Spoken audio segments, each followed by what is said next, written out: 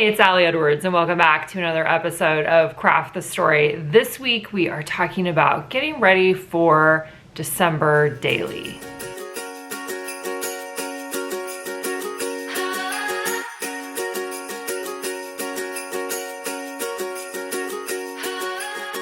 If you're new to my channel or new to this concept, December Daily is a December memory keeping scrapbooking project that for most people lasts between December 1st and December 25th.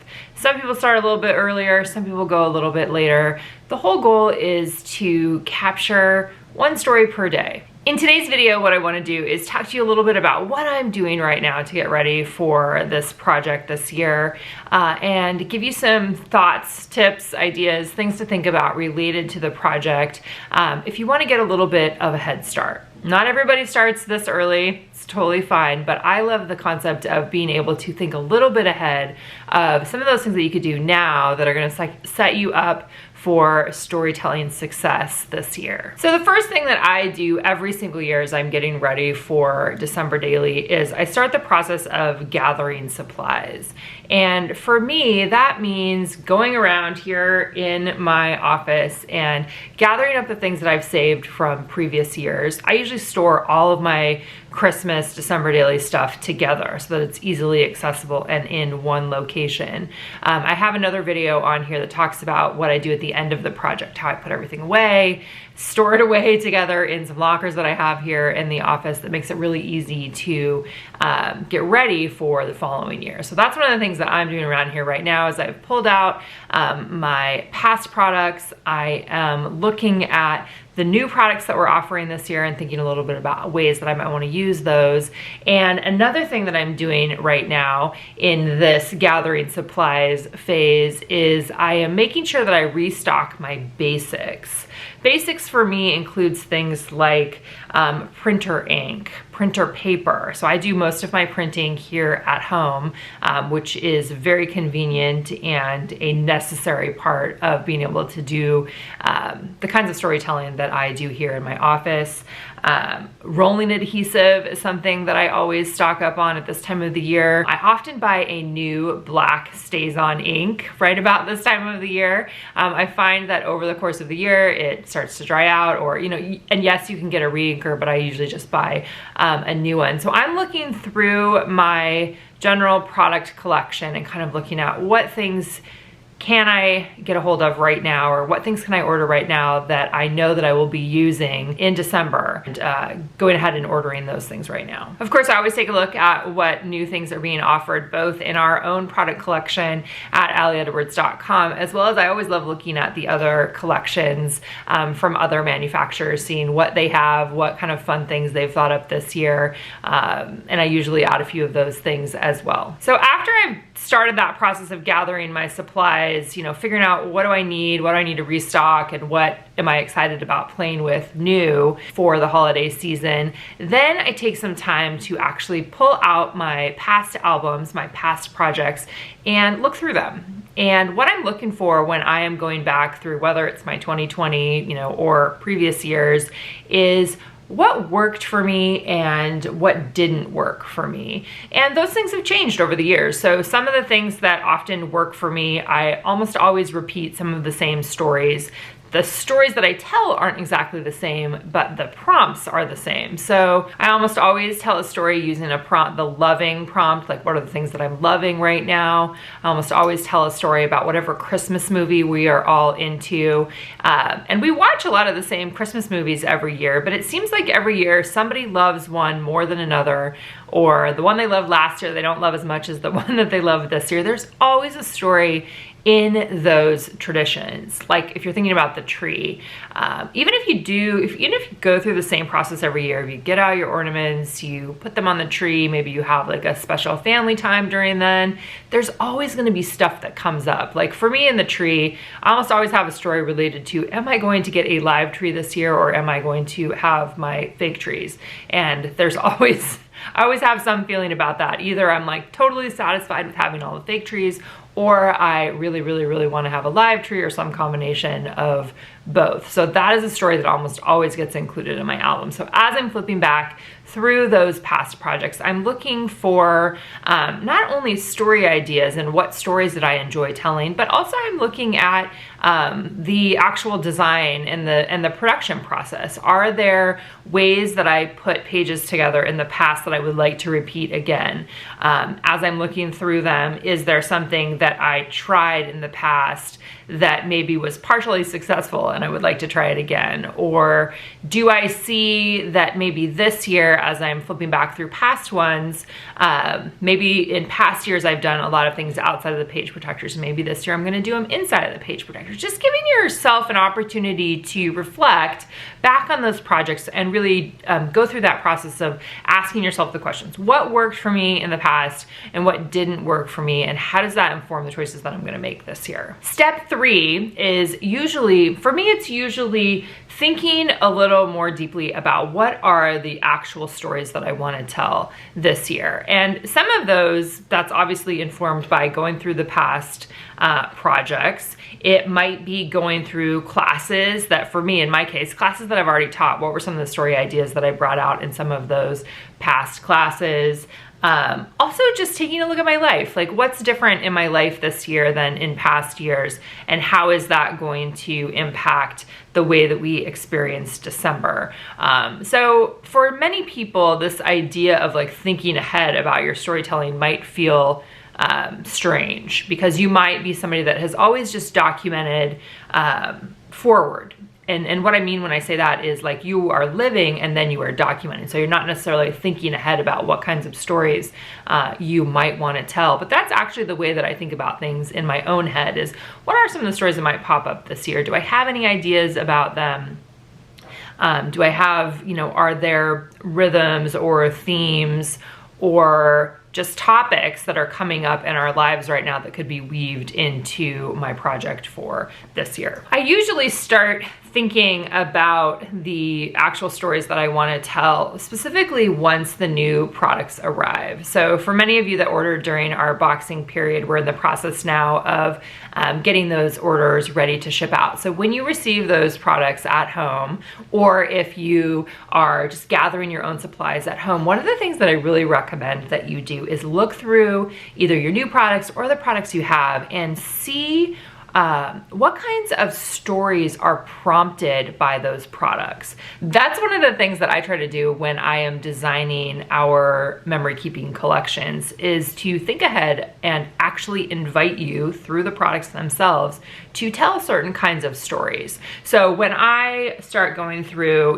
here's my big box of December daily stuff, and I'm starting to kind of sort through cards and embellishments and stickers and all the different things, I am specifically looking for which products invite stories. So ones that have numbers on them, that's a story invitation, right? Simple and easy. It's already got it set up where I can simply fill in the story that I want to tell that day. Many of the products actually have story prompts on them. So pulling those ones out and kind of assessing, how do I want to use those, and can those ones fit in with some of the stories that I might envision I want to tell this year? I almost always start with those as I begin putting my project together and kind of thinking ahead for December. This kind of thing doesn't have to take a lot of time. We always recommend, if you're ordering products from us, when you receive them, that you go through them and you make sure that you have the right quantity and you have, there aren't any that are damaged. Those are just good practices to have in general anyway. But as you're doing that,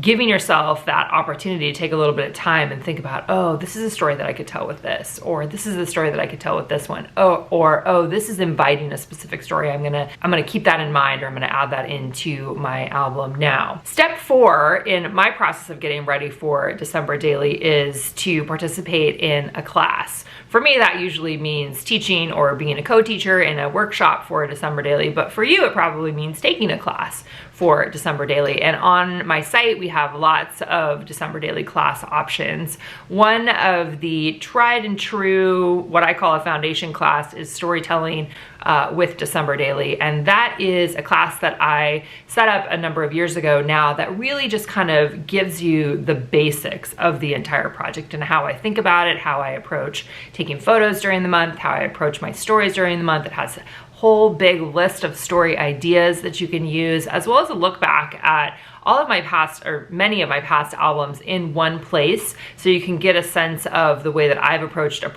project in the past, which can help you kind of pick and choose how you might want to approach that project this year. I know many people in our community actually go back into that class, because once you take a class on our site, it's always available for you. You can access that content as many times as you want. So many people actually go back in at this time of the year and review some of the content from that class as they're getting ready to embark on the project this year.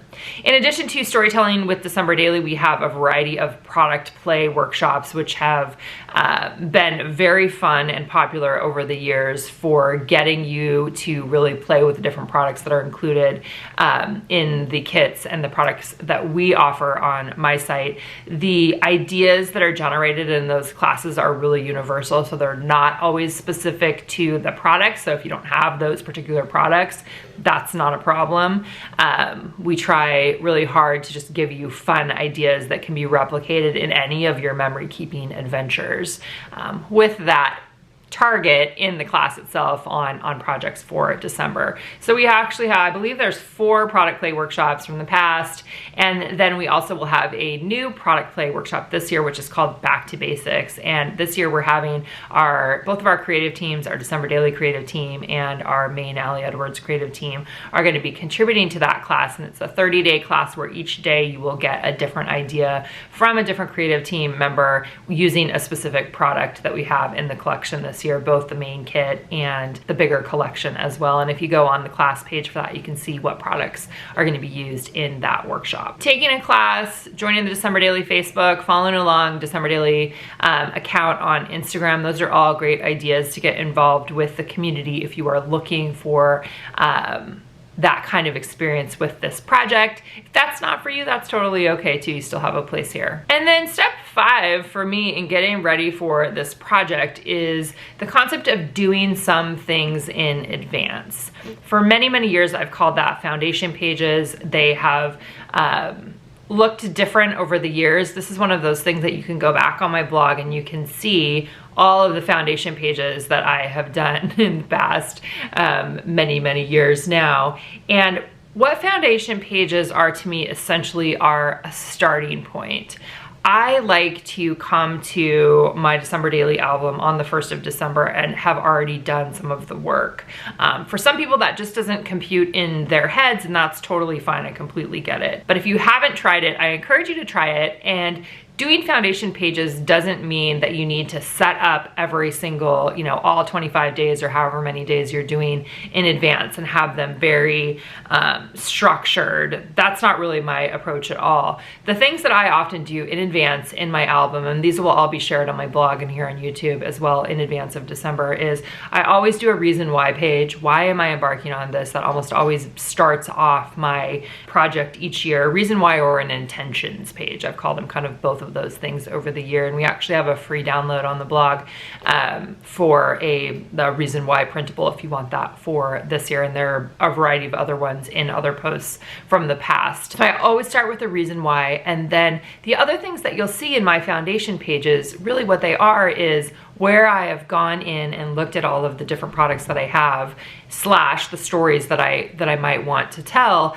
and I have started working on those pages. I have, I'm setting them up a little bit. I might be thinking about how I want to use them. I might be making sketches. I use a lot of sticky notes that I add in there, like tell a story about such and such, or this would be great for using loving as the story prompt. So I love using sticky notes in my project in advance to remind me of things that I've thought of in the months leading up to December. Foundation pages don't have to be strict. right? Just because you do something in advance doesn't mean that you have to follow that in December. That's one of the reasons why I love working in these 6-ring binder albums, because you can always move things around.